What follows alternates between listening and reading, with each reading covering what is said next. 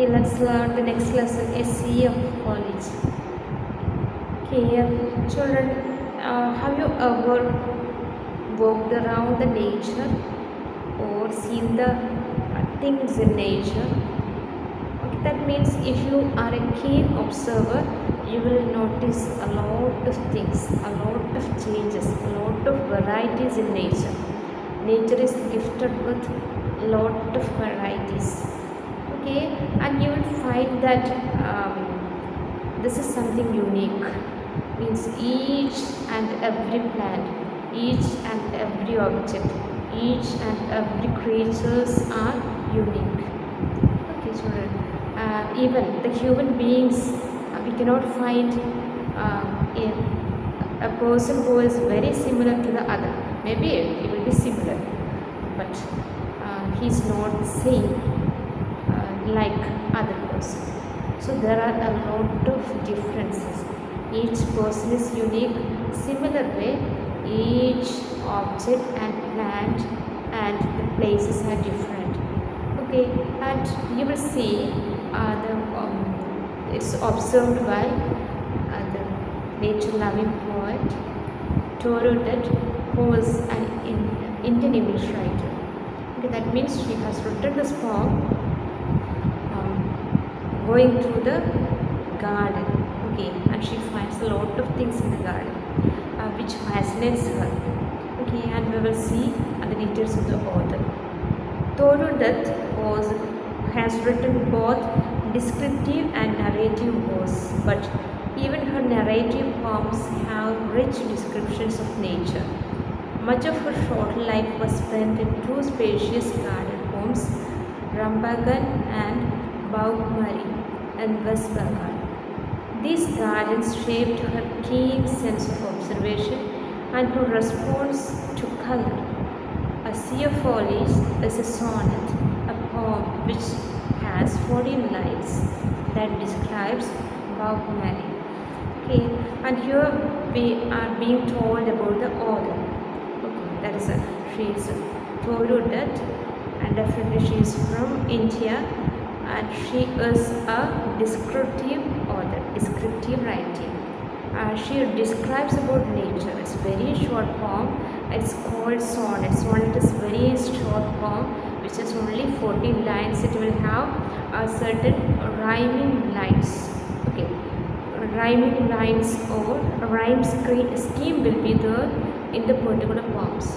If you take the sonnets of Shakespeare, there are a number of poets who have written poems, and Shakespeare has written sonnets, and his sonnets have a particular rhyme scheme.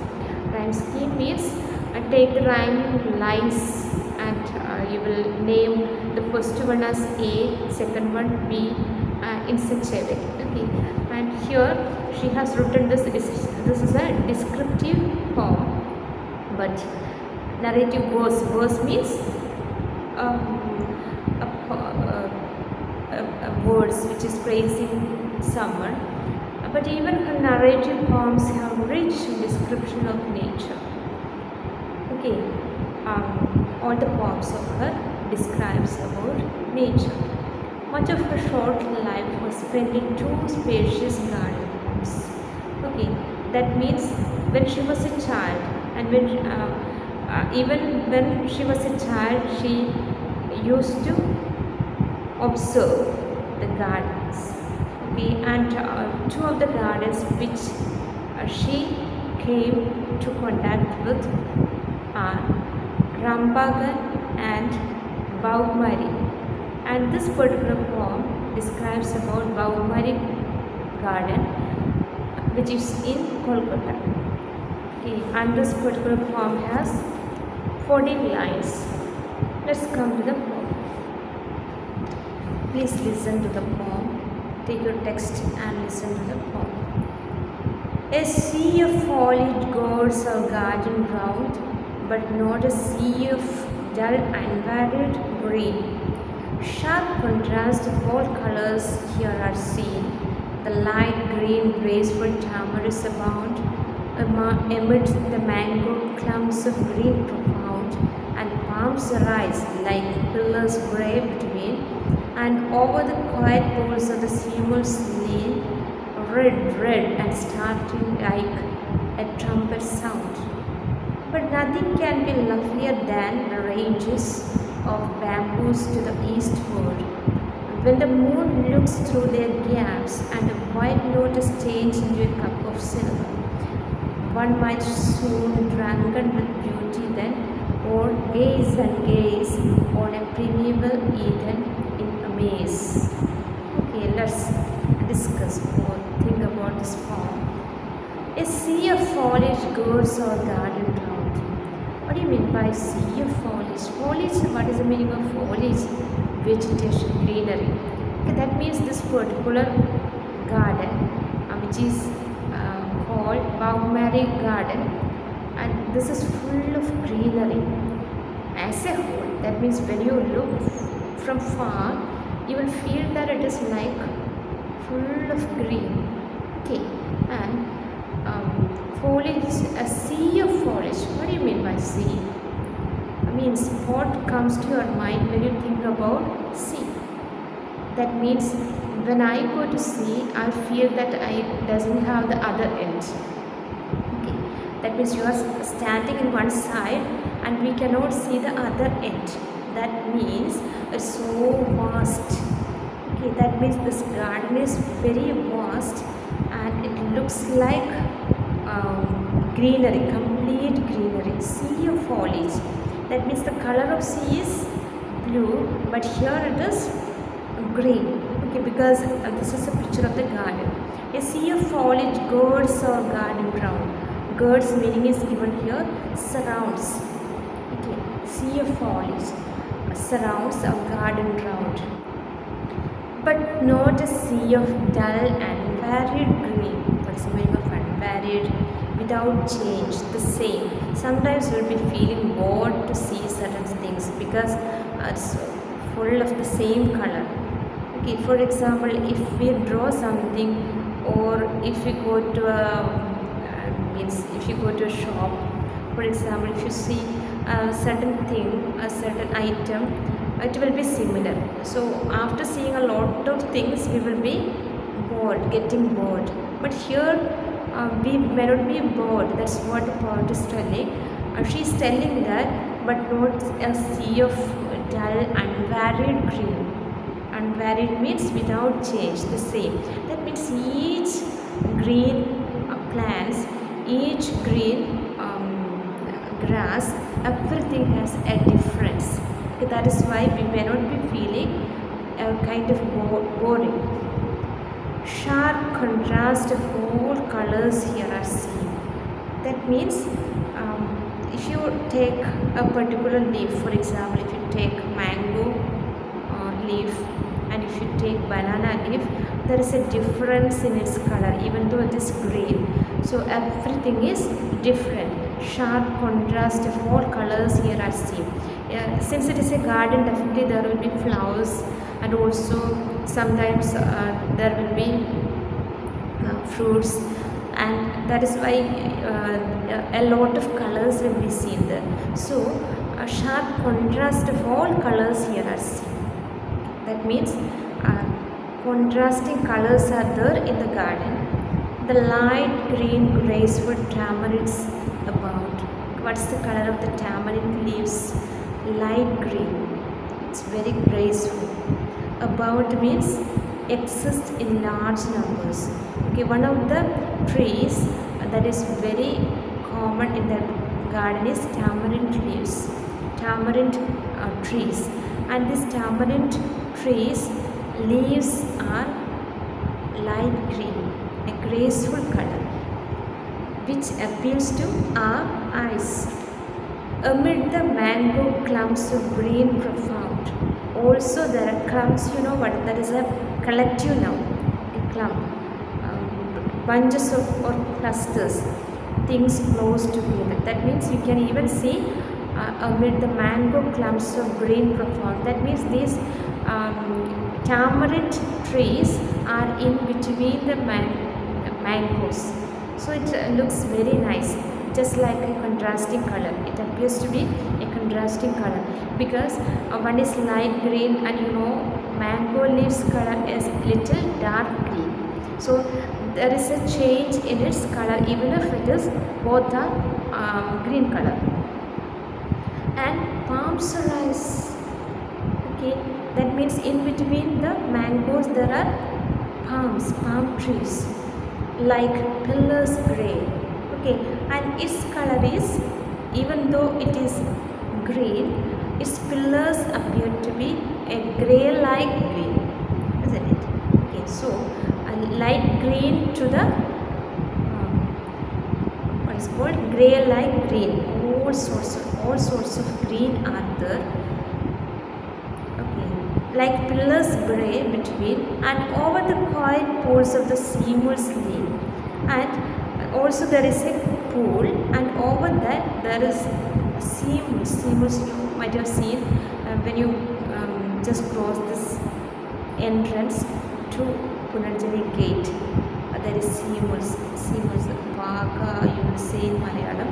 Okay, seamless, that is a particular tree which has red as well as other colors of flowers, and here it has red flowers.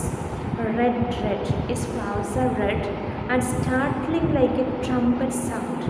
Okay, and when there is wind, it makes a trumpet sound. That's the thing that she sees in the garden in the beginning of the stanza. But nothing can be lovelier than the ranges. Okay, the next thing that makes attractive to our eyes are ranges of bamboos. Ranges, it has height. Bamboos have height. Okay, and this is very lovely, very nice to see. To the eastward, and it is just bent towards east. When the moon looks through their gaps, and you can see the moon when it is night, the moon can be seen through the gaps of these bamboo trees, and the white lotus changes into a cup of silver. Okay, and when you look to the pools at night when the moon arises, what will happen when you see through the gaps of these bamboo trees? You will feel that the lotus has got a new color. What is that? Silver color.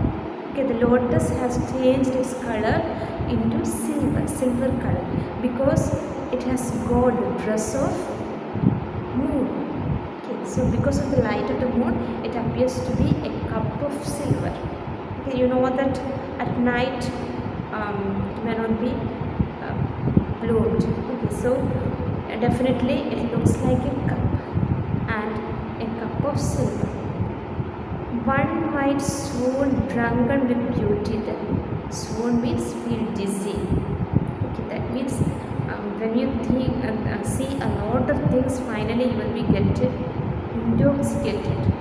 Okay, it is not because you drank some liquor, but you have seen a lot of things which attracts your or fascinates your or gives appeal to your eyes. That is why definitely one might feel intoxicated, drunken with beauty. Okay, that means you will feel that you have drunken with beauty. If you have drunken the liquor, what is the result? Sometimes you will be feeling dizzy. Sometimes you may not be feeling stern. And similar way, when one is in the midst of this garden, they will feel as if they are intoxicated because of this beauty. They have taken the drink of this beauty. Okay, or gaze and gaze on a primeval Eden. Which is primeval Eden? Meaning is given here. The first garden where, according to the Bible, Adam and Eve, the first human beings, lived. Okay, that means according to the Bible, the creation of all things on the earth, especially it happens in the Garden of Eden, and there was all varieties of trees. Okay, and it was very graceful, very beautiful. And when you look to this particular garden, that is above marine garden, you will feel that it also looks like the Garden of Eden. In amaze means in amazement or wonder, you will feel that this garden and the Garden of Eden are same, or it has some similarity with the other garden, that is the Garden of Eden. Okay, children, with this we conclude the poem, but certain things you have to notice. What are the things that you notice in this particular poem? One is like. When you use like, that is simile, like or as. When you compare things by using like or as, that is simile. For example, if you compare two things, you are comparing, or example, you are telling that Akbar fought like a lion in the battle. That means Akbar is comparing to the strength of the lion, okay, bravery of the lion. So the comparison is made by using the word like or as. When there is a direct comparison of two objects or two persons or two things, that is called simile in English. Okay, and here one which is compared here is given in the final lines, that is at night you will feel that this garden is as the primeval Eden. Okay, and before that, can you find any of the similes? Okay, definitely there is. That is in the first stanza itself, there is a simile. Okay, that means from last line of the first stanza. And starting like a trumpet sound. That means when the this red seamless flowers are making or moving along with the wind, there is a noise. Okay, and that noise is being compared to the trumpet sound. That's a simile that is being made there in that. Okay.